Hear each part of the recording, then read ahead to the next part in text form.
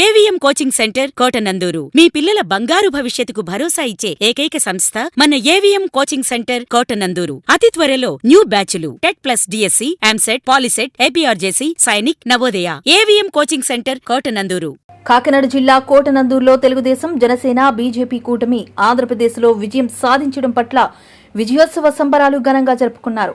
జనసేన యువ నాయకుడు అల్లు రాజాబాబు, తెలుగుదేశం పార్టీ యువ నాయకుడు బడుగు రాజేష్ కుమార్ ఆధ్వర్యంలో ఏర్పాటు చేసిన విజయోత్సవ సంబరాలకు ముఖ్య అతిథులుగా మండల టీడీపీ అధ్యక్షుడు గాడి రాజాబాబు, మాజీ ఎంపీపీ, సీనియర్ తెలుగుదేశం నాయకులు దంతులూరి చిరంజీవిరాజు, ప్రముఖ వ్యాపారవేత్త వెలగా వెంకటరంగ నాయకులు, మండల యువ నాయకులు అంకారెడ్డి బుల్లిబాబు హాజరయ్యారు. విజయోత్సవానికి గుర్తుగా కేక్ కట్ చేసిన అనంతరం తెలుగుదేశం, జనసేన యువ నాయకులు అతిథులను ఘనంగా సన్మానించారు. ఈ సందర్భంగా తెలుగుదేశం పార్టీ నాయకుడు చింతకాయల రవి మాట్లాడుతూ ఆంధ్రప్రదేశ్ ప్రజలు 2019 ఎన్నికల్లో వైసీపీ పార్టీకి 151 సీట్లు కట్టబెడితే రాక్షస పాలన కొనసాగించారని, ఈ పరిపాలనలో ఎంతో మంది వేదనను అనుభవించారని, 2024 సంవత్సరంలో వైసీపీ రాక్షస పాలనకు చర్మగీతం పాడి తెలుగుదేశం, జనసేన, బీజేపీ కూటమికి 164 సీట్లు కట్టబెట్టి విజయాన్ని ఇచ్చారని, ఇది మన బాధ్యతగా తీసుకుని ప్రజలకు, కార్యకర్తలకు మన ప్రభుత్వం ఇచ్చే పథకాలు చేరవేసి 3 పార్టీలకు మంచి గుర్తింపు తీసుకువస్తే మరో 20 సంవత్సరాలు అధికారంలో కొనసాగుతామని అన్నారు. మన కోటనందూరు టీడీపీ సీనియర్ నాయకులు మన దంతులూరి చిరంజీవిరాజు గారికి, అలాగే అల్లుపూడి బుల్లిబాబు గారికి, రంగనాయలు గారికి, ఈ కార్యక్రమానికి ఇచ్చేసిన నా తెలుగుదేశం పార్టీ కుటుంబ సభ్యులు, మిత్రులకు నా శుభాకాంక్షలు, అభినందనలు తెలుపుకుంటూ, జనసేన మర్చిపోయాను, ముఖ్యంగా మన జనసేన మిత్రులకు మర్చిపోయినందుకు ఏమనుకోవద్దు, అభినందనలు. ఈరోజు జనసేన పార్టీ మన మిత్రులు ఈ కార్యక్రమాన్ని ఏర్పాటు చేయడం జరిగింది. చాలా సంతోషం.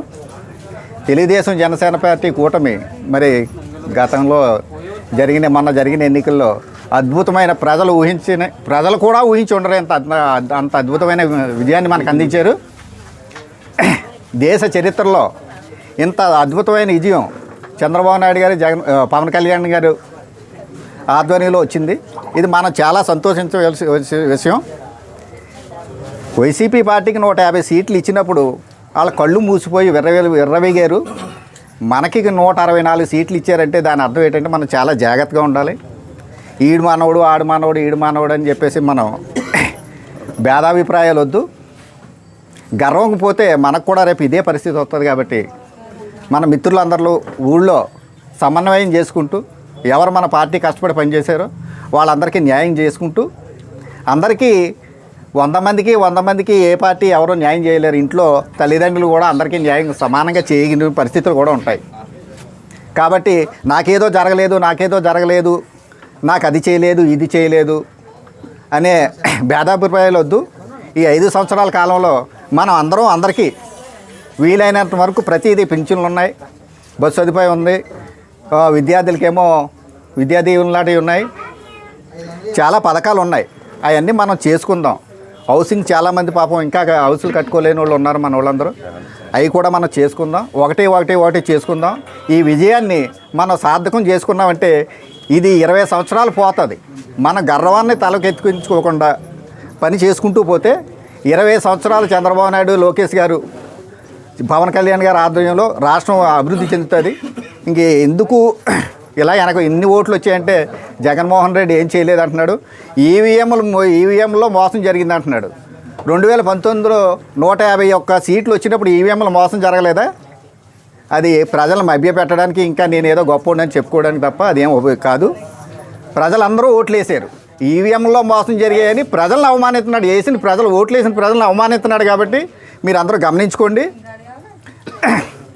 ఈ విజయాన్ని అందించిన ప్రజలకి.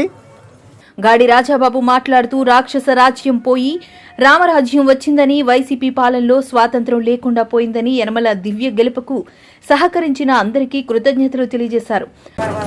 ఈ కార్యక్రమానికి నన్ను ఆహ్వానించిన మన జనసేన, తెలుగుదేశం పార్టీ కార్యకర్తలు, అలాగే బీజేపీ కార్యకర్తలు, అలాగే ముఖ్య అతిథులు మన చిరంజీవిరాజు గారికి, పెద్దలు రంగనాయకులు గారికి, అలాగే రవి గారికి, మన అల్లుపూడి బుల్లిబాబు గారికి, ఇక్కడికి ఇచ్చేసినటువంటి కార్యకర్తలందరికీ కూడా ఉదయపూర్వ నమస్కారాలు తెలియజేసుకుంటూ, మరి రావణ రాజ్యం పోయి రామరాజ్యం వచ్చింది, రాక్షస రాజ్యం అంతరించి ప్రజలందరికీ 1947లో స్వాతంత్రం వచ్చింది. కానీ 5 సంవత్సరాల్లోనే ప్రజలకి మాట్లాడే హక్కు కూడా లేకుండా చేసిన ఈ దుర్మార్గ వైసీపీ పార్టీ పోయి మళ్ళీ అందరికీ కూడా స్వాతంత్రం వచ్చి మన దివ్యమ్మను మంచి మెజార్టీతో గెలిపించినందుకు ముందుగా మీ కోటనందూరు గ్రామ ప్రజలందరికీ కూడా నాకు కార్యకర్తలకి అందరికీ కూడా హృదయపూర్వక నమస్కారాలు తెలియజేసుకుంటూ 1989లో కోటనందూరు గ్రామంలో మెజార్టీ వచ్చింది తెలుగుదేశానికి. దాదాపు 30 సంవత్సరాల తర్వాత మళ్ళీ ఇవాళ రావడం ఎంతో సంతోషకరమైన విషయం. దానికి మిమ్మల్ని అందరినీ పేరున మన కార్యకర్త జనసేన టీడీపీ కార్యకర్తలందరూ కూడా పేరున అభినందిస్తూ నన్ను ఈ కార్యక్రమానికి ఆహ్వానించి ఇంత ఘనంగా నిర్వహించిన మీ అందరికీ కూడా కృతజ్ఞతలు తెలియజేసుకుంటూ సెలవు తీసుకుంటాం. మాజీ ఎంపీపీ చిరంజీవిరాజు మాట్లాడుతూ త్వరలో ఎమ్మెల్యే యనమల దివ్యను మన మండలానికి తీసుకువచ్చి ఘనంగా విజయోత్సవ ర్యాలీ నిర్వహించుకుందామని కోటనందూరు గ్రామంలోనూ మండలంలోనూ తెలుగుదేశం పార్టీకి మెజారిటీ తీసుకొచ్చిన ప్రతి ఒక్కరికి కృతజ్ఞతలు తెలియజేశారు.